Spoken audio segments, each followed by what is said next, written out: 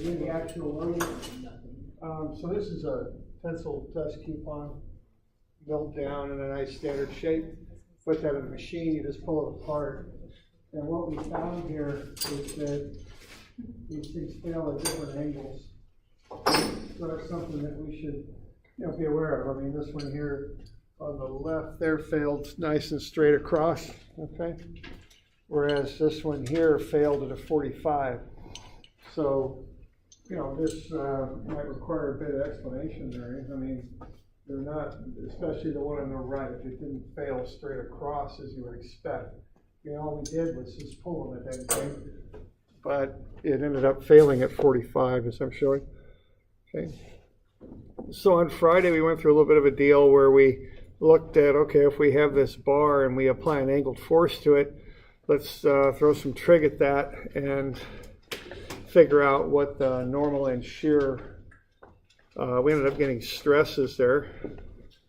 So we just used a bit of trig on the 500 Newton force, got it resolved into a normal component in the X direction and a normal component in the Y direction and a shear component in the X direction. Divided out the standard cross section there and got the normal stress and shear stress worked out. Okay. And I was just, using trigonometry there just once to get the 500 broken up into 433 and 250.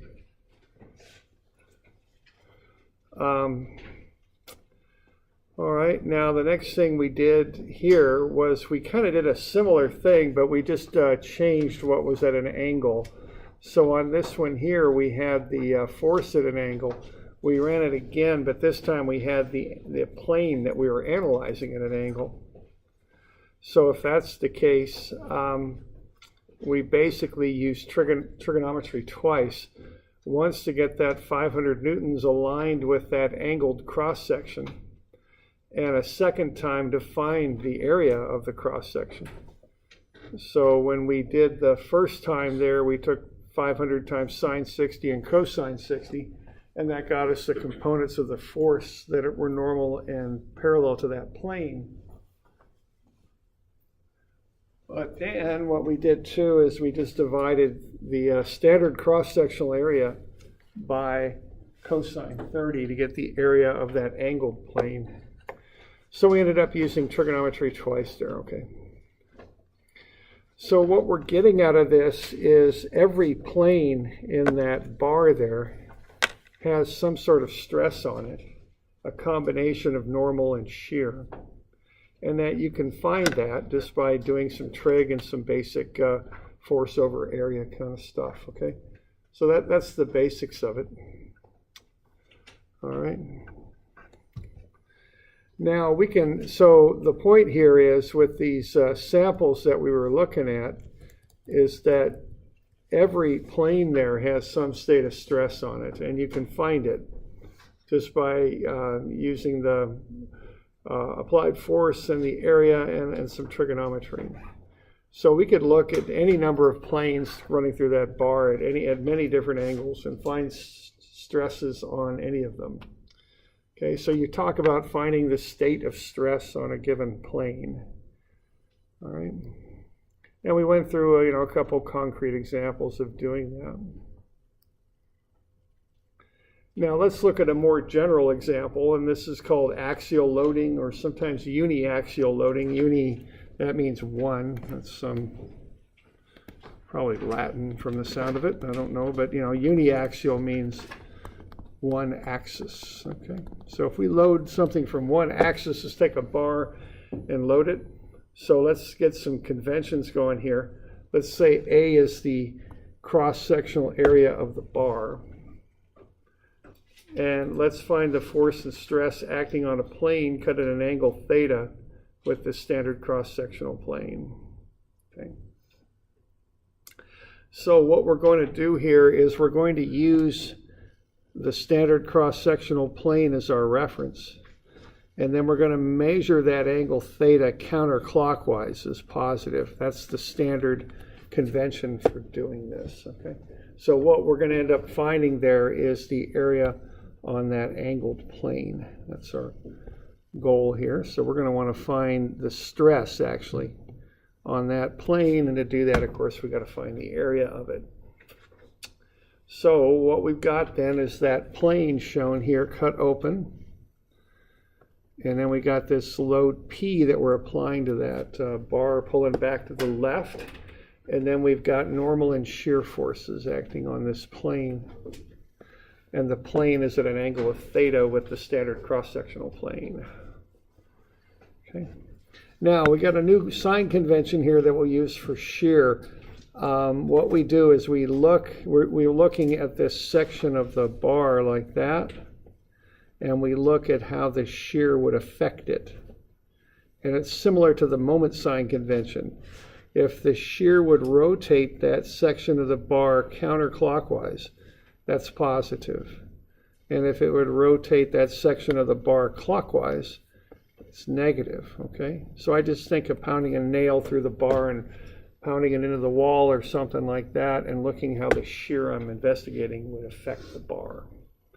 So counterclockwise positive and clockwise negative is the sign convention there. Okay. And then we'll define S as the area of the inclined face. So S cosine theta is the standard cross-sectional area. So S at whatever angle would be A, the standard cross-sectional area, divided by cosine theta. Okay. So that's what we'll start with. And what we're going to want to find here are these forces and then the stresses they induce on that standard area there. Okay. So we got any questions on what we're up to here, or basic approach or any of that? Okay, we're going. All right.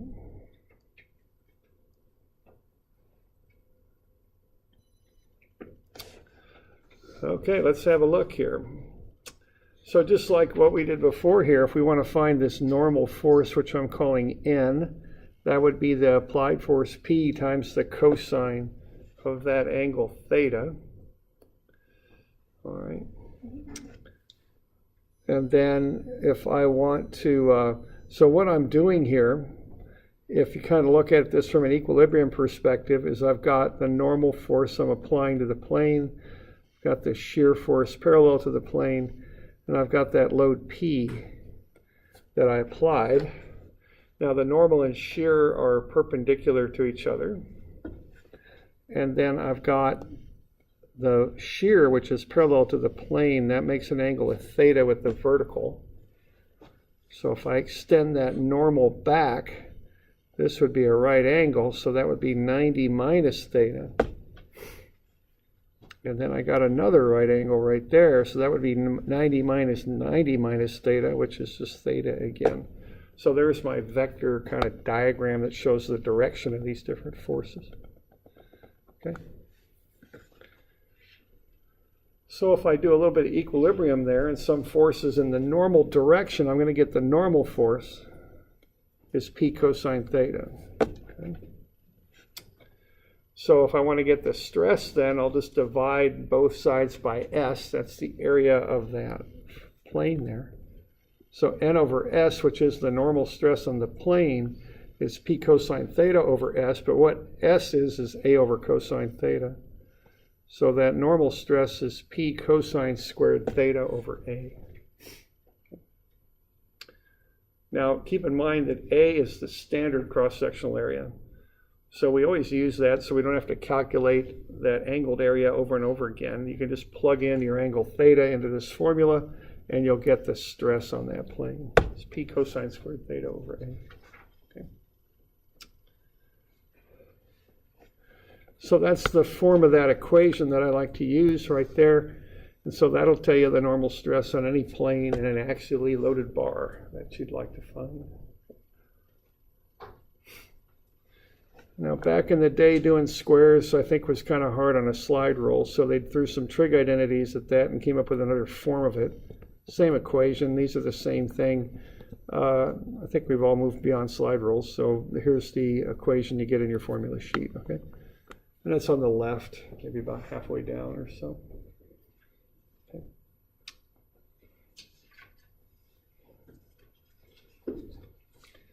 All right. Now we can do the same thing for shear. Some forces in the shear direction. We're going to get P sine theta now. That'll get us the component of P that acts in the shear direction. P sine theta is that one. Then we got the shear going back the other way. So the shear force is P sine theta. Shear stress is P sine theta over S. Once again, S is A over cosine theta. So the shear is actually negative because what I've got there is a negative shear, notice. That shear would rotate that element clockwise, so that's a negative shear. So I got to throw a negative sign into my formula to account for that. So I get tau, the shear stress, is minus P over A sine theta cosine theta.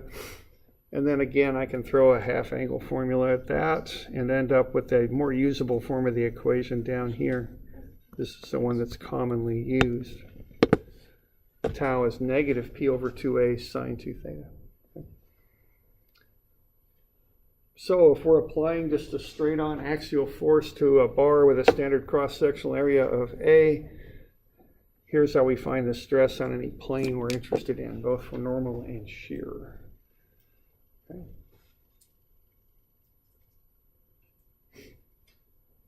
We got any questions on that stuff?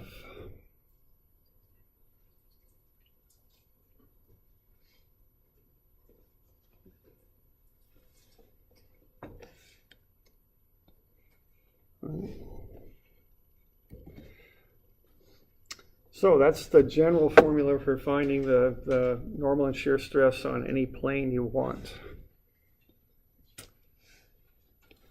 Now, often when we're doing design work, we want to know what the maximums are. So to find sigma max, what I want to do is take my sigma is P cosine squared theta over A and maximize it. Well, that'll occur when cosine theta is maximum, and that occurs right at 0 degrees, okay? So when cosine of theta is maximum is when theta is 0, cosine of 0 is 1.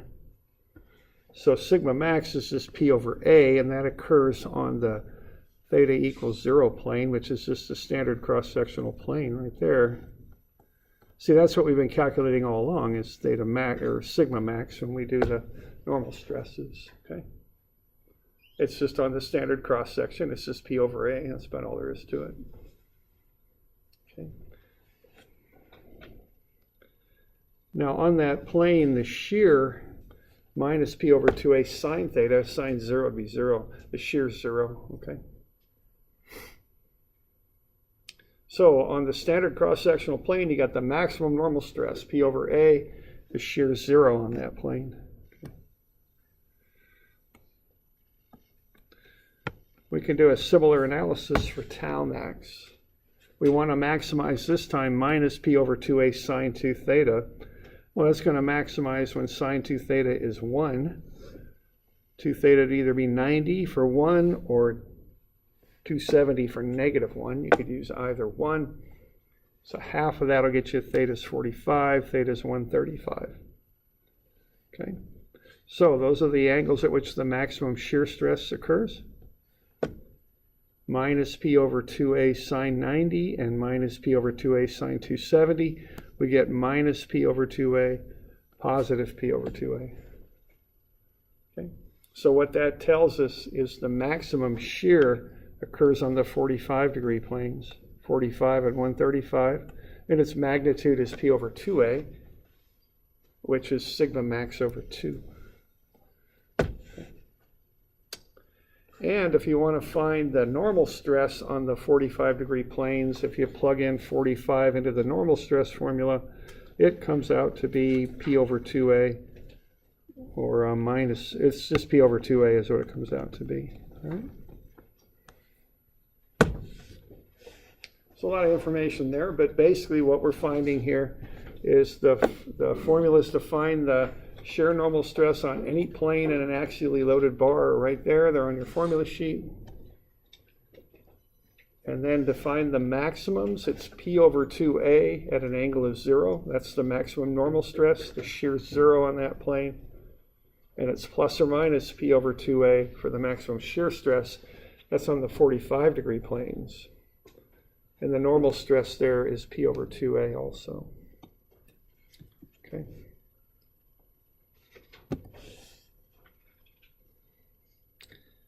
Got a sketch that looks something like that. Is that the next page maybe? Maybe not. I'm not sure. No, it isn't. I'm sorry?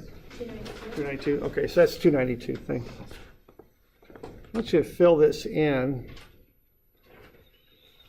So just take a minute and get that filled in on 292. So we got, and this angled plane we'll say is at 45. So what are the values of normal and shear stress on this plane?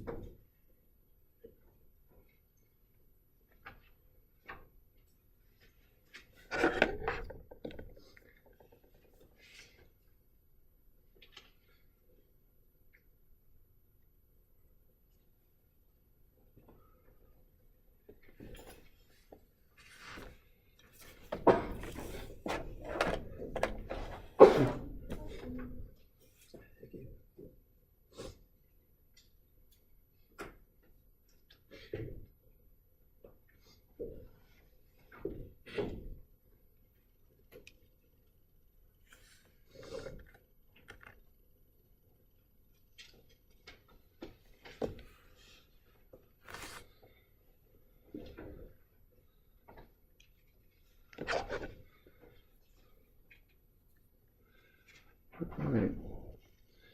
So sigma max is right there, right? I mean, that makes sense. You just pull on the dang thing, and the standard cross section will be the biggest stress, and that's just P over A. Right? What's the shear on that plane? You gonna get any shears if you just pull straight on it like that? Yeah, probably not, eh? So that's tau min. Okay. Now, how about this top plane here? What do we got? Now, keep in mind what sigma is on that plane is a stress going this way, because it's a normal stress, normal to that plane. So what would that normal stress there be?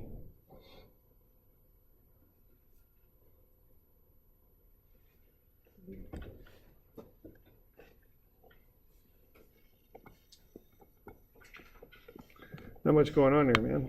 We're not pulling that direction, so that zeroes out, see. Nor is there any shear. Okay. So sigma max and sigma min are 90 degrees apart, which makes some degree of intuitive sense to me. And the minimum shears are both, those are both minimum shears on those planes, okay? Now at 45 degrees, see, I'm midway between those maximum and minimum planes. So that's how I remember this, and that's why it intuitively makes a little sense to me. That's going to be P over 2A there. And for the shear, it'll be plus or minus P over 2A, just depending on which one you're talking about there. For this particular one, it'd be a plus. Okay.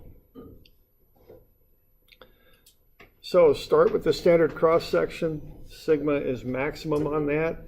There's no shear generated on that. So sigma max is just P over A. 90 degrees off of that, there's no sigma, sigma being normal stress, nor is there shear. But halfway between those two planes is where I've got tau max, and that's P over 2A, plus or minus. And I've also got sigma average on those planes. Okay. So that's what we got going on for uniaxial stress. Little different than what we've been working on, this stuff. It's a little bit more trigonometrically based.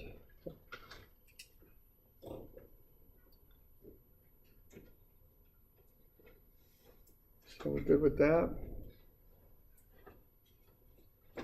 All right. Okay. All right, so just a little diagram to kind of keep things straight. We'll come back to this too.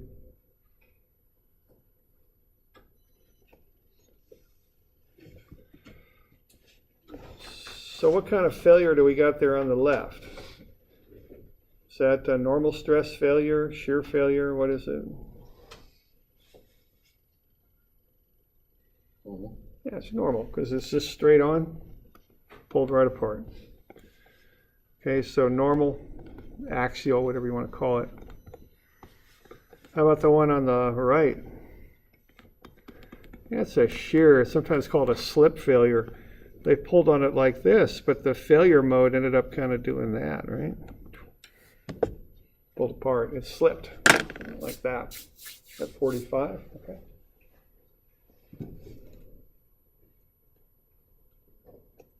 So this is a shear failure.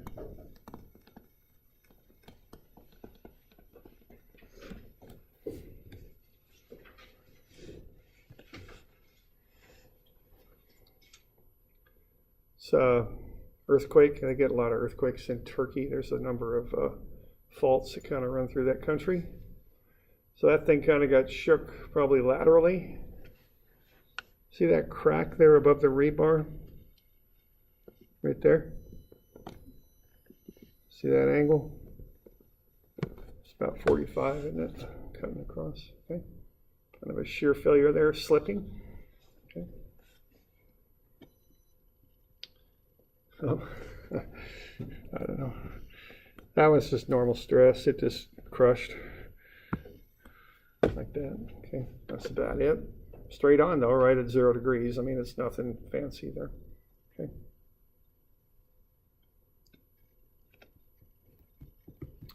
All right. So just some different failures there. So just keep keep that one in mind there.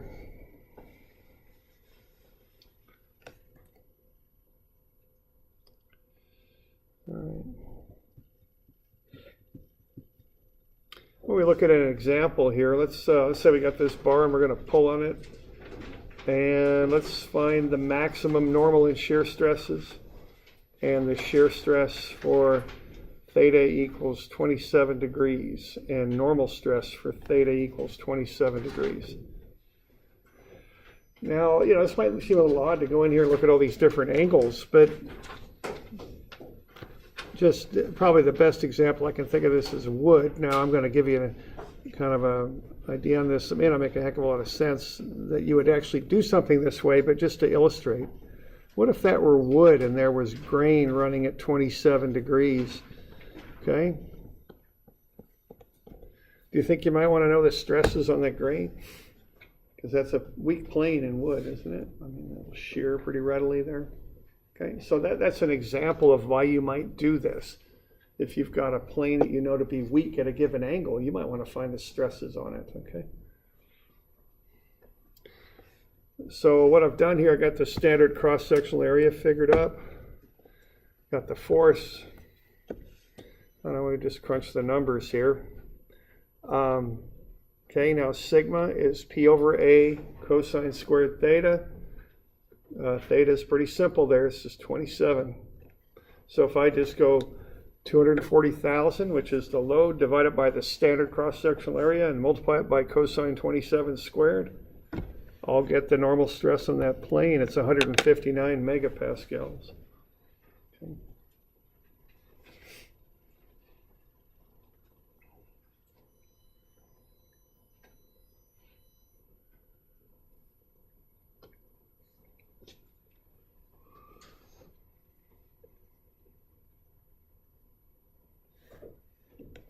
And then same thing with the shear. The formula is minus P over 2A. Remember that negative, sine 2 theta.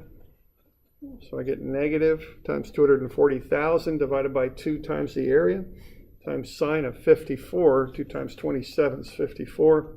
And that gets me negative 80.9 megapascals. So if you want to find the stress on a plane, just run the formulas. That's about all there is to it. Now, remember a couple of things here.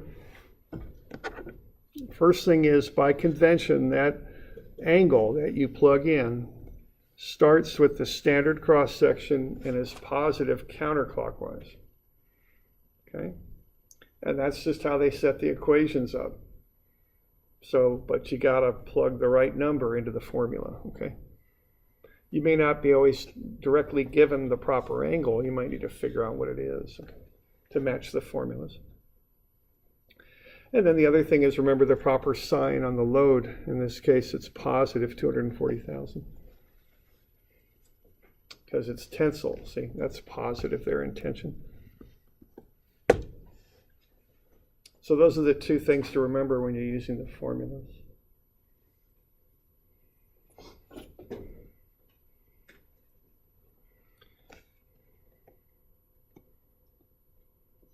Okay, we're good with that.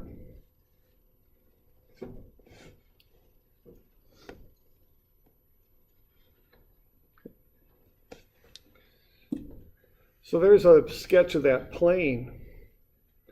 Which way do those stresses act on it?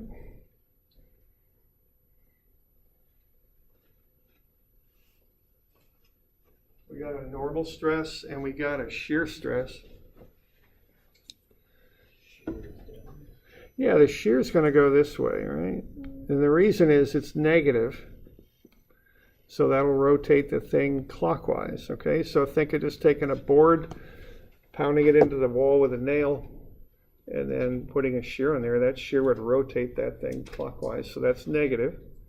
And also notice that that tends to counteract the applied load. The load goes to the left, shear goes to the right for equilibrium, okay? Normal stress is normal to the plane, it's positive, so it's tensile. So that's 80.9 megapascals that way. Being as I've got an arrow for direction, I don't need to put a sign on there. And this would be 159 megapascals, like that. So there's a little bit of a sketch of what those stresses look like. Okay.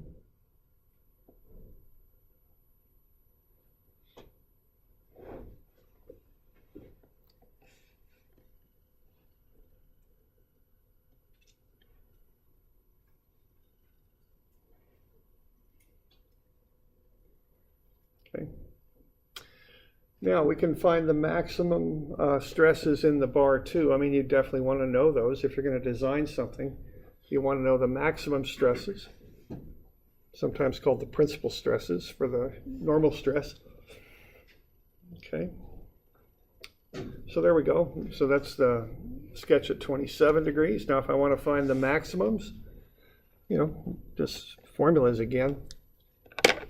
Sigma max is just P over A. So that'd be 200 megapascals positive because it's tensile. Tau max is plus or minus P over 2A. So that comes out to be plus or minus 100 megapascals. The minimum normal stress is 0. And the average normal stress is just 200 plus 0 over 2, which is 100. So just some standard numbers to run through there, you know, just P over A and plus or minus P over 2A. That's about it.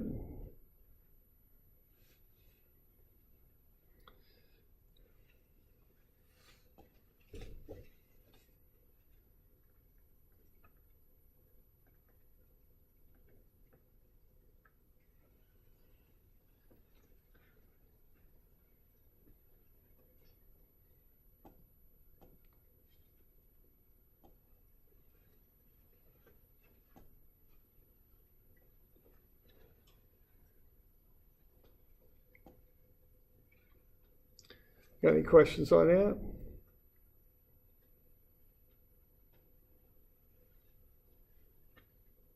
Okay.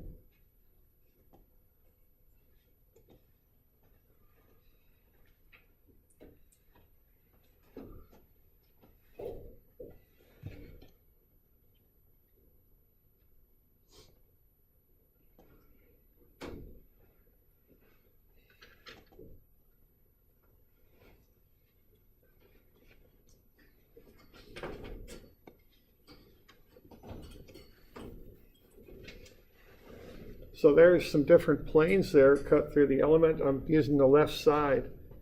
Once you get the stresses on there, okay?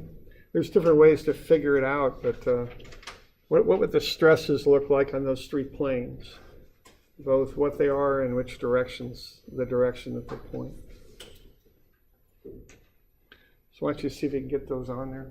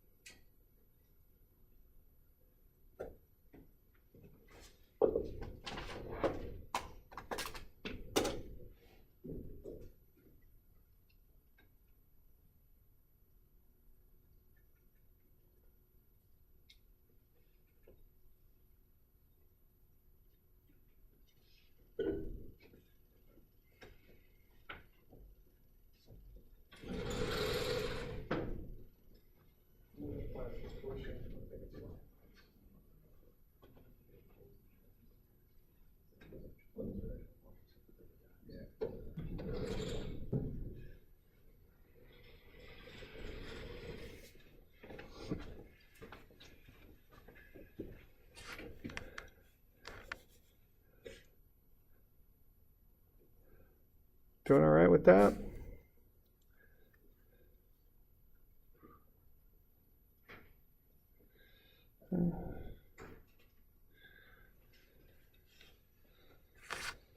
Okay, so sigma max is 200, tau max is plus or minus 100, and sigma average is 100.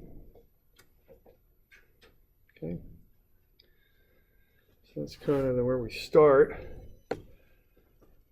Okay, so sigma max will just pull straight on that cross-sectional plane. I mean, there's nothing fancy about that. Okay, I mean, it's just, you know, it's just what we've been calculating all along in the class. It's just P over A.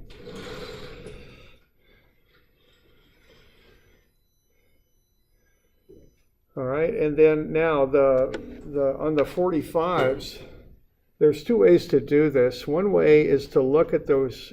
Usually I'd start with the shears and say, okay, I'm pulling on the left-hand side with the applied load, I'm pulling to the left.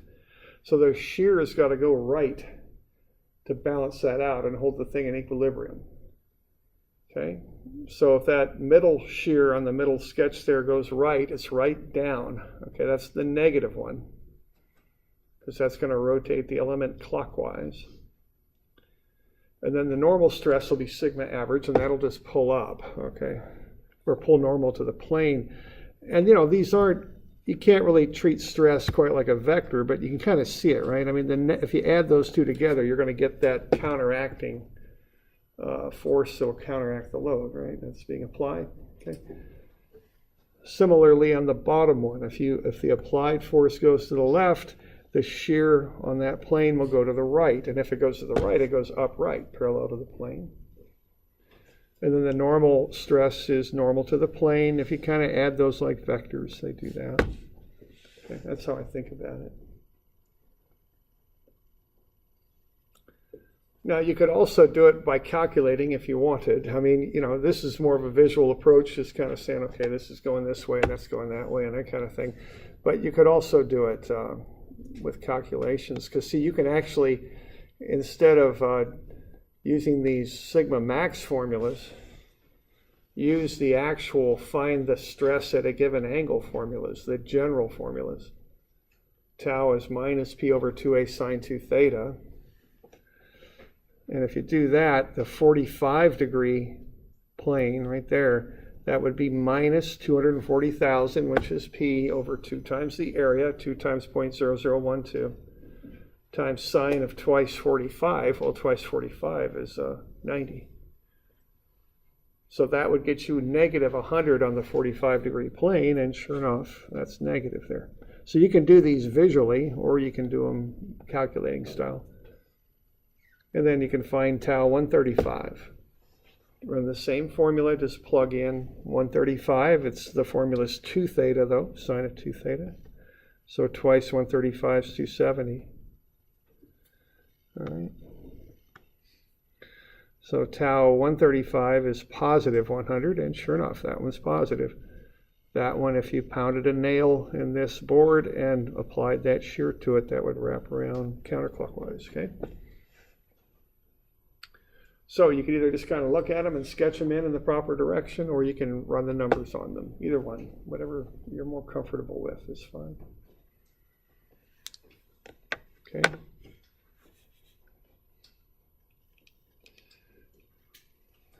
So we got any questions on that?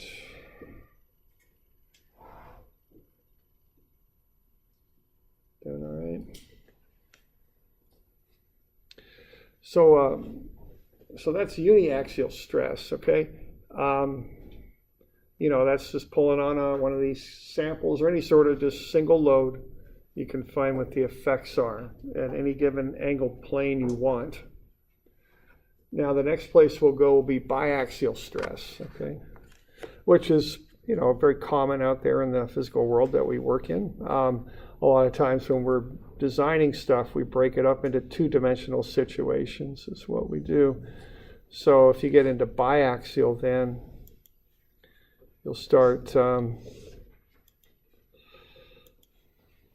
looking at stuff like that. Gusset plates, you know, here's a plate that you see on this little framework that helps hold bent and center together. You've got loads coming on that plate from two directions. There's a truss bridge with a gusset plate with all those members riveted in. Similarly on that, you got two-dimensional loads. So the next thing we'll start looking at will be biaxial stress in two directions, okay? Which will be, we'll do a similar thing like we did in uniaxial. It just gets a little bit more complex because you've got two different loads to consider. All right, why don't I get you a couple of these to work on? About 181, I think 183. Let me check those numbers and be sure they're right.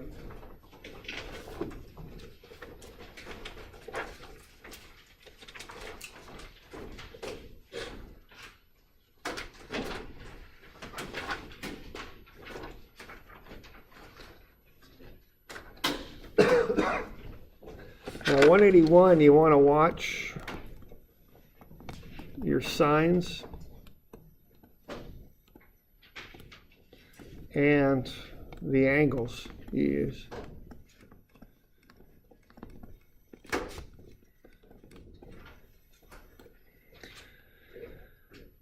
Well, let's see, I guess these are due Wednesday. Okay, so a couple more. So I think that makes 6 all told. We'll go over them tomorrow, of course. All right. Any questions on this stuff?